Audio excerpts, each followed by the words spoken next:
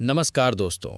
क्या आपने कभी ऐसे व्यक्ति को देखा है जो बाहर से बिल्कुल सामान्य लगता है, लेकिन उसके भीतर किसी अदृश्य शक्ति का प्रवाह होता है? जैसे हर कदम पर कोई दिव्य ऊर्जा उसके साथ चल रही हो। इतिहास में ऐसे असंख्य उदाहरण मिलते हैं जहां कमजोर शरीर वाले मनुष्यों ने असंभव को संभव बना दिया। उनकी ताकत मांसपेशियों से नहीं, प्राणों से आती थी। वही प्राण जो हमारी सांसों में बहता है, जो हमें जीवित रखता है और जो साधना से दिव्य रूप में जागृत किया जा सकता है। अगर आप भी जानना चाहते हैं कि कैसे सांसों के जरिए भीतर की छिपी हुई शक्ति को जगाया जा सकता है, तो इस ज्ञान यात्रा में मेरे साथ बने रहिए। पुराने समय के योद्धा केवल शरीर नहीं साधते थे, वे अपनी जीवन ऊर्जा को साधते थे। यही ऊर्जा उन्हें भय, भूख और मृत्यु तक पर विजय दिलाती थी। महाराणा प्रताप के पास उस युग के सबसे घातक हथियार नहीं थे, फिर भी उनका हर वार दुश्मन के हृदय में आग जला देता था, क्योंकि वो वार केवल लोहे का नहीं था, वो था एकाग्र प्राण का प्रहार। शिवाजी जब रणभूमि में उतरते थे तो लगता था जैसे चेतना स्वयं उनके साथ चल रही हो। ये वही शक्ति थी जिसे उन्होंने शरीर में नहीं, प्राण में जागृत किया था। पश्चिम के दार्शनिक नीत्से ने कहा था, सबसे शक्तिशाली वो है जो अपनी इच्छाओं पर नियंत्रण रखता है। ये वही सिद्धांत था जिस पर भारत के योद्धा जीते थे। वे केवल तलवार नहीं चलाते थे, वे अपने मन और इंद्रियों को वश में रखते थे। उनका शरीर एक साधन था और आत्मा उसका चालक। जब मनुष्य शरीर से ऊपर उठकर चेतना के स्तर पर जीना शुरू करता है, तो उसकी शक्ति शारीरिक नहीं रहती, वो मानसिक और आध्यात्मिक बन जाती है। यही था उनके बल का रहस्य। चाणक्य ने कहा था, दूध में बल है, मांस में उससे 10 गुना और घृत में मांस से 10 गुना। ये केवल आहार की बात नहीं थी, ये थी ऊर्जा के रूपांतरण की व्याख्या। शक्ति भोजन की मात्रा से नहीं, उसकी सूक्ष्मता से आती है। जो तत्व जितना सूक्ष्म, वह उतना ही चेतना को छूने वाला होता है। आज के युग में लोग शक्ति को जिम और शरीर की आकृति में खोजते हैं। वे बाहर से मजबूत दिखते हैं पर भीतर से थके हुए होते हैं। उनकी आंखों में चमक नहीं, मन में स्थिरता नहीं। प्राचीन योगी इसके उलट थे। वे बाहर से साधारण पर भीतर से ज्वाला समान थे, क्योंकि वे जानते थे जब प्राण शक्ति जागती है तो शरीर अपने आप उसका प्रतिबिंब बन जाता है। सुकरात ने कहा था, जो स्वयं पर विजय पाले वही सच्चा योद्धा है, और योग भी यही सिखाता है। शरीर को साधना केवल प्रारंभिक तैयारी है, परंतु असली विजय होती है प्राणों के नियंत्रण में। जब व्यक्ति अपनी सांसों को साध लेता है तो वह किसी भी परिस्थिति में स्थिर रह सकता है, क्योंकि शक्ति शरीर में नहीं, प्राण में बहती है। यह वही प्राण है जो हर जीवित वस्तु में मौजूद है, पर साधक इसे केंद्रित करता है, और जब यह संतुलित हो जाता है तो शरीर हल्का, मन शांत और चेतना ऊंची हो जाती है। यही प्राण शक्ति योगियों को हिमालय की ठंड में जीवित रखती है। यही वीरों को भय के सामने अडिग बनाती है। प्राण का सबसे बड़ा द्वार है श्वास। श्वास वह सेतु है जो शरीर और आत्मा को जोड़ता है। जब हम श्वास लेते हैं तो केवल हवा नहीं, बल्कि जीवन ऊर्जा भीतर आती है, और जब हम उसे साध लेते हैं तो शरीर के हर कण में चेतना प्रवाहित होने लगती है। यही है प्राणायाम का विज्ञान। यह केवल सांस का अभ्यास नहीं, बल्कि ऊर्जा के प्रवाह को दिशा देने की प्रक्रिया है। जब साधक सचेत होकर सांस लेता और छोड़ता है तो वह भीतर की अव्यवस्था को बाहर निकाल देता है। जैसे नदी अपने प्रवाह से कचरा बहा देती है, प्राणायाम भी मन और शरीर की अशुद्धियों को बहा देता है। यह विज्ञान इतना सूक्ष्म है कि आज भी कोई यंत्र इसे पूरी तरह नहीं माप सकता। जब प्राण ऊपर की ओर उठता है तो व्यक्ति में तेज, एकाग्रता और शांति तीनों बढ़ते हैं। योग सूत्र कहता है, प्राण के नियंत्रण से मन का नियंत्रण संभव है। मन और सांस एक ही सिक्के के दो पहलू हैं। सांस स्थिर हो जाए तो विचार भी स्थिर हो जाते हैं, और जब विचार ठहर जाते हैं तो भीतर का द्वार खुल जाता है। महात्मा बुद्ध ने कहा था, सांस का ध्यान ही मुक्ति का मार्ग है, और यही प्राणायाम का सार है। जब हम हर श्वास को सचेत होकर लेते हैं तो हम वर्तमान में लौट आते हैं, और जब ये उपस्थिति बढ़ती है तो भीतर की शक्ति स्वयं प्रकट होने लगती है। ये कोई जादू नहीं, ये तो हमारी हर कोशिका में पहले से ही छिपी हुई अग्नि है। प्राणायाम बस उस लकड़ी को रगड़ता है जिससे भीतर की आग प्रकट हो सके। प्राचीन साधक जानते थे, अगर प्राण शुद्ध है तो शरीर स्वयं तेजस्वी बन जाएगा। इसलिए वे कम भोजन करते हुए भी थकते नहीं थे, कम सोते हुए भी जागरूक रहते थे, क्योंकि उनकी चेतना सदा जागृत थी। आज के मनुष्य को फिर से वही स्मरण करना होगा कि शक्ति किसी बाहरी पदार्थ में नहीं, बल्कि भीतर के संतुलन में है। शरीर का बल क्षणिक है, पर प्राण का बल जीवन भर रक्षा करता है। जो व्यक्ति इस ऊर्जा को साध लेता है, वह न केवल शरीर पर बल्कि भाग्य पर भी अधिकार पा लेता है, क्योंकि वह जान जाता है असली शक्ति बाहर नहीं, हमारी सांसों और संयम में ही छिपी है। प्राणायाम और ब्रह्मचर्य ये दो स्तंभ हैं जिन पर आत्मशक्ति का महल खड़ा होता है। जब इन्हें समझ लिया जाए तो जीवन केवल जीने का नाम नहीं, बल्कि एक जागरूक यात्रा बन जाता है। प्राणायाम का अर्थ है प्राण की गति को नियंत्रित करना। ये केवल श्वास का अभ्यास नहीं, बल्कि जीवन की लहरों को दिशा देने की कला है। जैसे समुद्र में लहरें असंतुलित हो जाएं तो जहाज डूब सकता है, वैसे ही जब प्राण अस्थिर होता है तो मनुष्य अशांत हो जाता है। इसलिए योगी पहले सांस को स्थिर करना सीखता है ताकि मन शांत हो सके। भ्रूमध्य प्राणायाम इस मार्ग की पहली सीढ़ी है। जब व्यक्ति आंखें बंद कर गुनगुनाहट की ध्वनि निकालता है तो वो केवल आवाज नहीं, बल्कि एक कंपन पैदा कर रहा होता है। ये कंपन मस्तिष्क की तंत्रिकाओं को शांति देता है। जो व्यक्ति दिन भर तनाव में रहता है, उसके लिए ये साधना एक वरदान है। धीरे धीरे यह अभ्यास मन को इतना स्थिर कर देता है कि बाहरी हलचल भीतर प्रवेश नहीं कर पाती। जैसे झील तब साफ दिखती है जब उसकी लहरें थम जाएं, वैसे ही चेतना तब स्पष्ट होती है जब विचार शांत हो जाते हैं। इसके बाद आता है अभ्यंतर प्राणायाम। यह भीतर की यात्रा है। सांस को अंदर खींचकर रोकने से ऊर्जा ऊपर उठने लगती है। साधक भीतर एक उष्णता, एक हलचल महसूस करता है। यह ऊर्जा जब मस्तिष्क तक पहुंचती है तो चेतना का नया अध्याय खुलता है। ग्रीक दार्शनिक प्लेटो ने कहा था, मनुष्य तब तक जागृत नहीं होता जब तक वह भीतर की दुनिया में उतरना न सीख ले। अभ्यंतर प्राणायाम वही उतरना है, शरीर से आत्मा की ओर यात्रा। फिर आता है महाभ्यंतर प्राणायाम, जहां श्वास गहराई से भीतर जाती है और धीरे धीरे बाहर निकलती है। यह संपूर्ण श्वास चक्र है जिसमें हर कोशिका तक प्राण पहुंचता है। इससे ऊर्जा का प्रवाह संतुलित हो जाता है और व्यक्ति दीपक की तरह स्थिर होकर चारों ओर प्रकाश फैलाता है।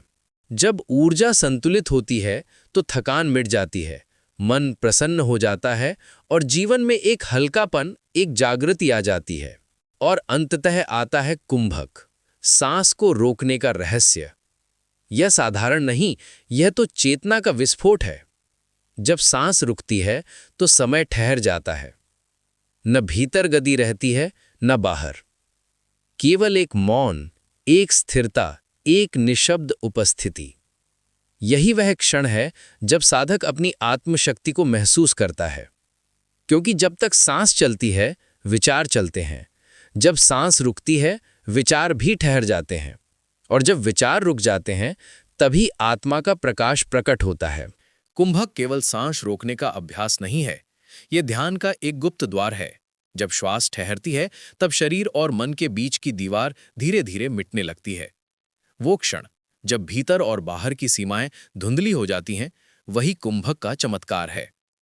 प्राचीन ताओवादी दार्शनिक लाओ त्से ने कहा था, सच्ची शक्ति शांति की गहराई में बसती है। कुंभक इसी गहराई को छूने का अनुभव कराता है। जब कुछ क्षणों के लिए श्वास रुकती है, ऐसा लगता है मानो भीतर एक नई दुनिया जन्म ले रही हो, जहां विचारों का कोलाहल नहीं, इच्छाओं का शोर नहीं, केवल मौन का संगीत बहता है। अब बात आती है उस ऊर्जा की जो जीवन का सार है, वीर्य। हमारे ऋषियों ने कहा था, वीर्य केवल एक जैविक द्रव्य नहीं, ये जीवन की संचित विद्युत है। जब ये व्यर्थ होता है तो शरीर शिथिल हो जाता है, पर जब यह संयमित रहता है तो शरीर में ओज, तेज और स्थिरता प्रकट होती है। यह वही शक्ति है जो सृजन करती है, जो चेतना को उजाला देती है। जो व्यक्ति इस ऊर्जा की रक्षा करता है, उसके चेहरे पर प्राकृतिक आभा झलकती है, उसकी वाणी में आकर्षण और आंखों में गहराई होती है। विज्ञान भी अब यह स्वीकार करता है, जब शरीर अपनी ऊर्जा को व्यर्थ नहीं जाने देता तो मस्तिष्क में डोपामीन और सेरोटोनिन का संतुलन स्थिर रहता है, जिससे व्यक्ति आत्मविश्वासी, केंद्रित और रचनात्मक बन जाता है। ब्रह्मचर्य का अर्थ केवल इंद्रियों का दमन नहीं है, ये है ऊर्जा को दिशा देना। ये जानना कि आनंद का स्रोत बाहरी संसार नहीं, भीतर का मौन है। जब व्यक्ति अपनी इच्छाओं को समझकर उन्हें संयमित करता है, तो वही ऊर्जा रूपांतरित होकर ऊपर उठती है, मस्तिष्क की ओर, चेतना की ओर, प्रकाश की ओर। आधुनिक विज्ञान भी इस रहस्य के करीब पहुंच चुका है। संयमित जीवन जीने वाला व्यक्ति केवल शारीरिक नहीं, मानसिक रूप से भी शक्तिशाली होता है। उसके भीतर निर्णय की स्पष्टता और आत्मबल का ज्वार उमड़ता है। अब कल्पना कीजिए, जब प्राणायाम से ऊर्जा ऊपर उठ रही हो और ब्रह्मचर्य से वह नीचे से सुरक्षित हो, तब शरीर में कैसी दिव्य विद्युत प्रवाहित होती होगी। यह वही अवस्था है जिसे तप कहा गया है। तप का अर्थ कठिनाई नहीं, ऊर्जा का एकाग्र होना है। जब ऊर्जा बिखरती नहीं बल्कि एक केंद्र में जलने लगती है, तब साधक के भीतर से एक ऐसी आभा, एक ऐसी ऊष्मा प्रस्फुटित होती है जो दूर से महसूस की जा सकती है। यह ज्वाला हर मनुष्य के भीतर है, बस उसे पहचानने की, साधने की देर है। जब सांस को सजगता से लिया जाता है, जब इच्छाओं को समझकर रूपांतरित किया जाता है, तब भीतर वह अग्नि प्रकट होती है जो जीवन को प्रकाशमय बना देती है। प्राणायाम से ऊर्जा में प्रवाह आता है, ब्रह्मचर्य से उस प्रवाह में गहराई। जब ये दोनों एक साथ साधे जाते हैं, तो व्यक्ति न केवल स्वस्थ बल्कि तेजस्वी और जागृत हो जाता है। उसके चेहरे पर ओज की चमक होती है, उसकी उपस्थिति में एक अदृश्य स्थिरता महसूस होती है। वह बहुत कुछ बोले बिना भी ऊर्जा फैलाता है। यही है तप का रहस्य, भीतर की ज्वाला का जागरण और बाहरी संसार का आलोकित होठना। लेकिन यह ज्वाला तभी स्थिर रह सकती है जब शरीर को सही ईंधन मिले। जैसे दीपक को शुद्ध घी से लौ स्थिर रहती है, वैसे ही जीवन की अग्नि भी तभी शांत और उज्ज्वल रहती है जब भोजन सात्विक, हल्का और सजगता से लिया जाए। भोजन केवल पेट भरने का माध्यम नहीं, यह चेतना को पोषित करने का माध्यम है। ऋषियों ने कहा है, जैसा आहार वैसी चेतना। घी इस साधना का शुद्धतम स्रोत माना गया है। आयुर्वेद कहता है, घी से वीर्य बनता है और वीर्य से ओज। ओज वह सूक्ष्म शक्ति है जो चेहरे पर तेज, वाणी में मिठास और विचारों में स्थिरता लाती है। यह केवल शरीर का ईंधन नहीं, यह आत्मा की आभा है। घी वही अमृत है जिसका उल्लेख ऋग्वेद में हुआ है। यह शरीर के सूक्ष्म स्तरों में ऊर्जा का संचार करता है, पर आज का बाजार हमें केवल स्वाद देता है, शक्ति नहीं। जो घी प्राचीन काल में होता था, देसी गाय के दूध से, प्राकृतिक घास पर पली गाय से प्राप्त, वही शरीर और मन दोनों को संतुलित करता था। जब ऐसा घी शरीर में प्रवेश करता था, तो वह केवल पोषण नहीं, भीतर की अग्नि को स्थिरता देता था। आज के समय में हम स्वाद के पीछे भागते हैं, पर स्वाद हमेशा पोषण नहीं देता। सच्चा पोषण वह है जो शरीर को हल्का और मन को स्पष्ट करे। देसी घी यही संतुलन लाता है, स्नेह, कोमलता और स्थिरता, तीनों का मेल। योगियों ने कहा है, घी आलस्य नहीं देता, एकाग्रता देता है। यह चेतना को स्थूलता से उठाकर सूक्ष्मता की ओर ले जाता है। परंतु घी तभी अमृत बनता है जब पाचन अग्नि प्रबल हो। यदि अग्नि मंद हो तो वही घी विष बन सकता है। इसीलिए हमारे पूर्वज भोजन से पहले प्रार्थना करते थे ताकि मन शांत हो और अग्नि जागृत। वे जानते थे कि भोजन केवल पदार्थ नहीं, एक स्पंदन है। हरी सब्जियां, सादा भोजन और संयमित दिनचर्या अग्नि को प्रज्वलित रखती है।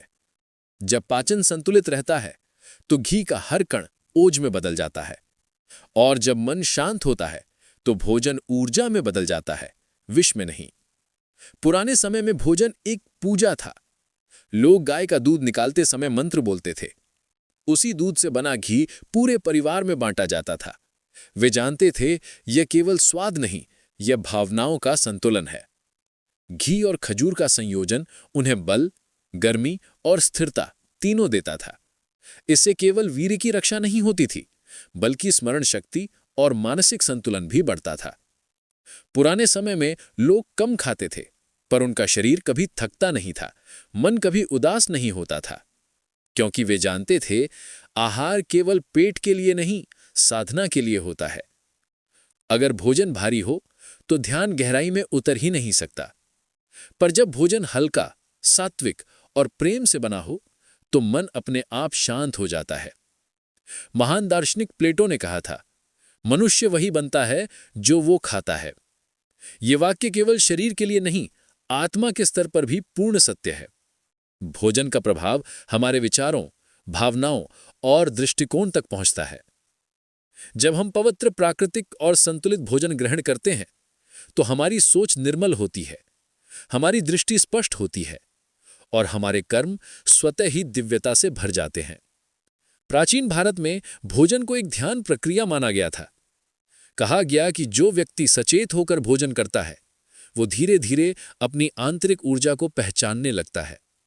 जब अन्न प्रेम से पकता है तो उसमें केवल स्वाद नहीं, एक कंपन, एक तरंग उत्पन्न होती है जो मन और चेतना दोनों को संतुलित करती है।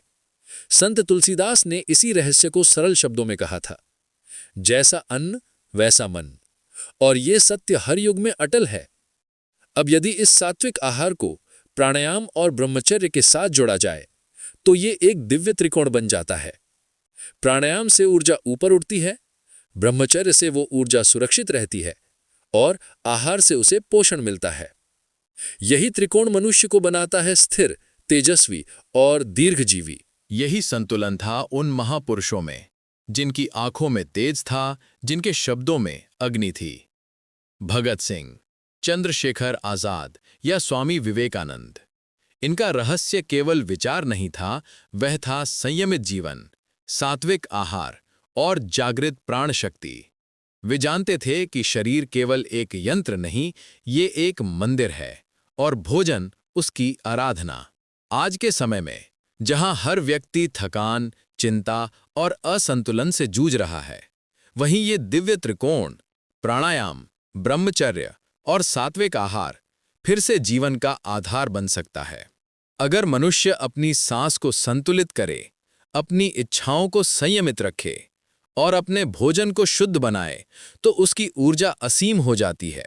फिर उसे अधिक नींद की आवश्यकता नहीं रहती, थकान दूर हो जाती है और भीतर एक स्थिर प्रसन्नता जन्म लेती है।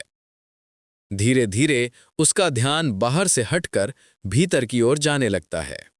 अब उसकी शक्ति दूसरों पर विजय पाने की नहीं, स्वयं को जानने की बन जाती है। जब आहार सात्विक हो, सांस स्थिर हो और संयम जागृत हो, तब भीतर की चेतना खिल उठती है, जैसे कमल सूरज की पहली किरण से खुलता है।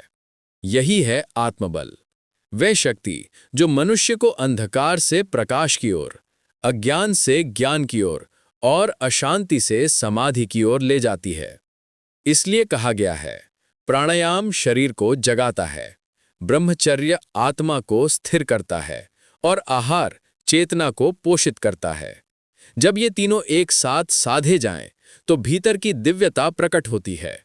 ऐसा व्यक्ति जहां भी जाता है, वहां वातावरण स्वयं बदल जाता है। उसकी उपस्थिति ही एक साधना बन जाती है। ये वही आंतरिक तेज है जो इतिहास के उन महापुरुषों में था, जिन्होंने बिना हथियार केवल अपने ओज और आत्मबल से पूरी दुनिया को झकझोर दिया। और ये तेज, ये बल हर मनुष्य के भीतर सोया हुआ है, बस उसे जगाने की देर है। ये यात्रा यहीं समाप्त नहीं होती, बल्कि यह तो शुरुआत है एक नए दृष्टिकोण, एक नई चेतना की। अपने भीतर के प्रकाश को पहचानिए और हर दिन खुद को एक नई रोशनी में देखिए। धन्यवाद।